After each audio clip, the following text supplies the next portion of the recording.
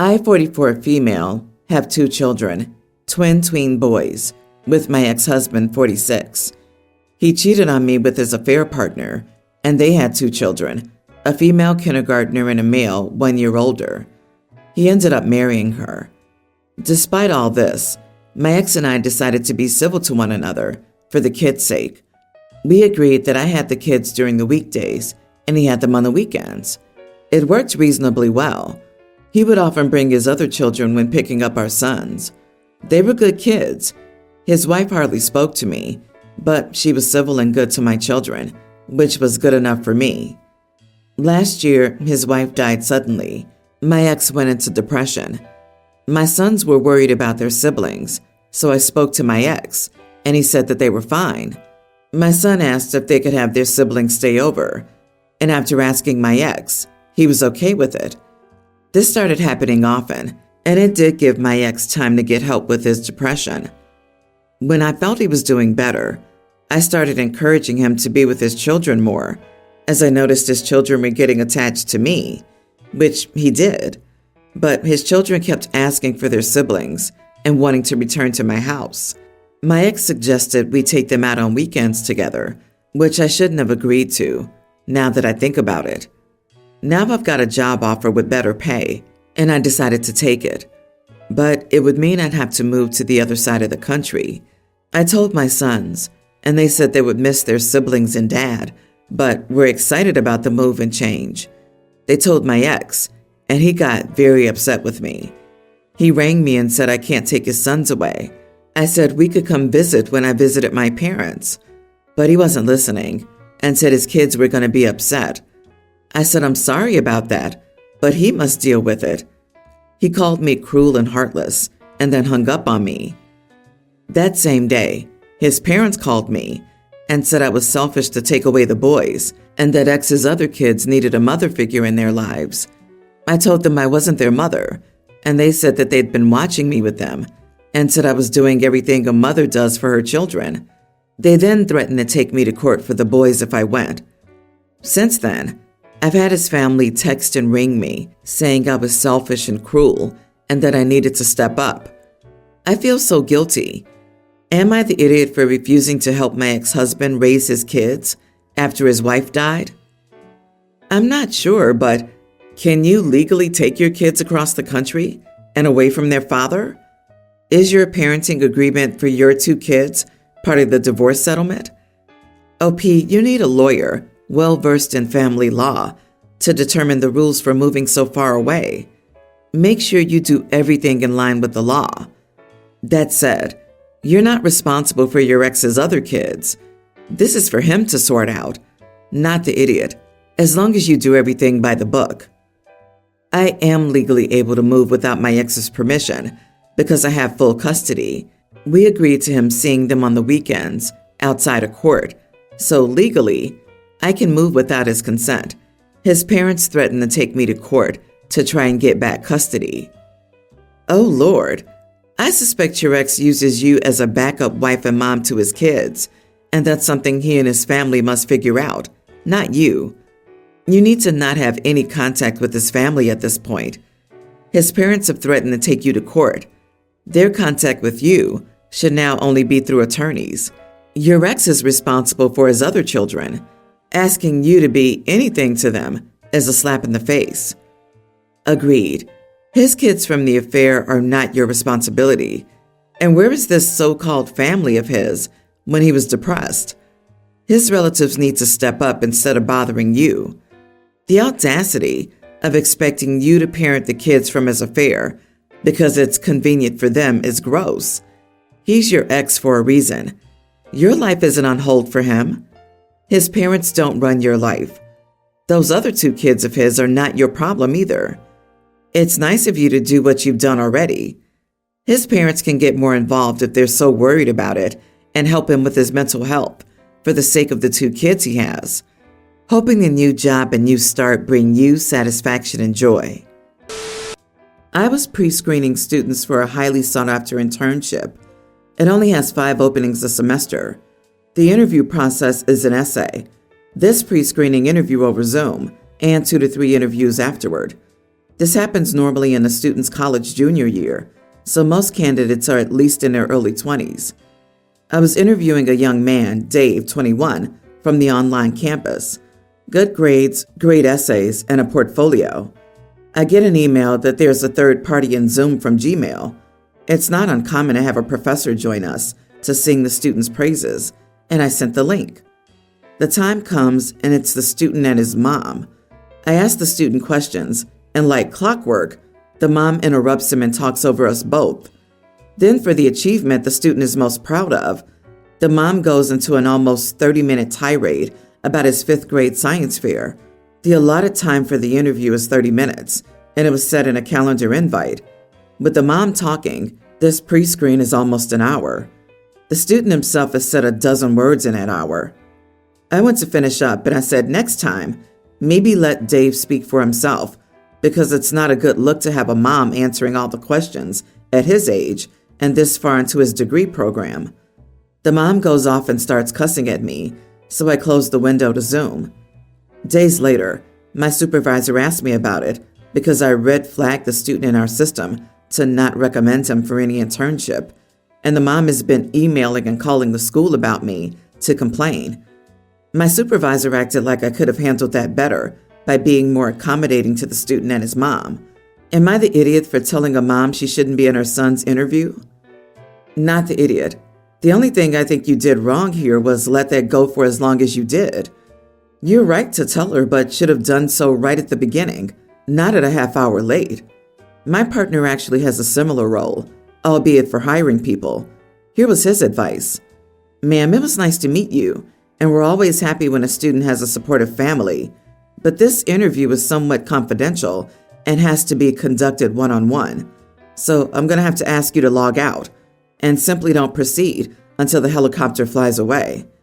Very strange for the supervisor to want to accommodate this, by the way. Mom is already harassing the staff at her place her son doesn't even work at yet. Can you imagine the tirade if he had a bad day at work or something? It's a big issue these days. It's called snowplow parents who don't want to see their kids struggle, so they just handle all the problems for them and leave them ill-prepared for the real world. Mom needs to know she's sabotaging her child. I wouldn't be surprised if she knew. I think you and the mom are idiots, to be honest. The minute you saw his mom in the interview and talking over you, you should have stopped and told them that either she left or the interview won't continue. Flagging him was also a bit extreme. I'd reach out to him personally to see if he needs help, and it should be school policy that interviews do not include parents. So I, a 30-year-old male, come from a well-off family, but my dad always taught me to work hard and have class. When I was 14, I started working at my dad's company part-time to earn my allowance, and when I turned 16, I became a full-time employee. My dad decided to retire when I was 29 and handed the business to me. Back in my second year of uni, I met Kim, a 20 male at the time, 29 now. We were in the same course and ended up in the same group for a group project near the beginning of the year. We had a similar sense of humor and clicked as friends quickly. One day, he mentioned he loves to cook, and I told him we should cook together because I love to cook too. We went to his place that weekend, brought some ingredients, and cooked together. This then became us going shopping for ingredients after classes on Fridays. I'd stay at his place the night, and then we'd cook on the weekend, and this became our weekly routine. Back then, I just told others that we were just friends, but in hindsight, that's when I started to fall for him. I finally asked him out a few months later, and he said yes. We lived in the same house with 2 other friends in our 3rd year, and I asked him to move in with me after we graduated. From the beginning, I told Kim that I would not care if he didn't work, but he insisted he wanted to contribute financially. But after about a year, I had to make him stop due to the differences in our incomes. He was working himself half to death and was getting ill trying to contribute enough. I sat him down and I told him that whatever money he made didn't matter, and that if he wanted to work, I wanted him to be happy. He cut back his hours, then moved to part-time, then decided to quit and work on his projects. but he insisted I let him take on some of the housework. Now on to the issue. My sister, 32, and her partner, 31 male, both work, and he also makes significantly less than her. And in private to me, she's made it known that she resents being the breadwinner. She sees all her male colleagues spoil and treat their wives and wishes her partner would do the same. He does, but not to the same level, due to the fact that he makes half as much as they do. Recently, I was talking to her about what I would get Kim for his birthday next month. She kept telling me my ideas were too much and that I should get something cheaper since he doesn't contribute. I got a bit annoyed because I told her about Kim's insecurities and not making or being enough. I told her he contributes more than enough. She then called him a glorified gold digger, and I yelled at her, telling her to shut up and not talk about Kim that way. After calming down, I do feel bad. I know how she feels about her own financial position, but I don't think it's fair that she takes it out on Kim or me, even if Kim wasn't physically there. So, am I the idiot? Not the idiot. Your sister's projecting her frustrations and insecurities onto you and Kim. If your relationship with Kim works for you and he, sis needs to butt out. She clearly wants something else, like big expensive gifts. She should be happy her husband is getting her gifts or flowers, because not all husbands do that. He does what he can afford to. She doesn't get the Hope Diamond if he can't afford it. But she's the breadwinner in her relationship. I think she wanted to be the gold digger, but somehow ended up in a relationship where her man makes half as much as she does. She's absolutely jealous that OP's partner gets to live out his best life, while OP spoils him when he can. OP, your sister cares too much about money status and other people's perceptions. That's her problem. She's the idiot in this. If you're happy, she should be happy for you. Her issues and insecurity shouldn't be put on your relationship. I don't know if food insecurity is the correct term, but it's the term he uses to describe what this is. Honestly, I've been with him for 3 years, and this is the first I've heard of it. So I came into this relationship with 2 kids, a younger tween daughter and an older tween son. I didn't introduce my boyfriend and the kids until maybe 8 months ago.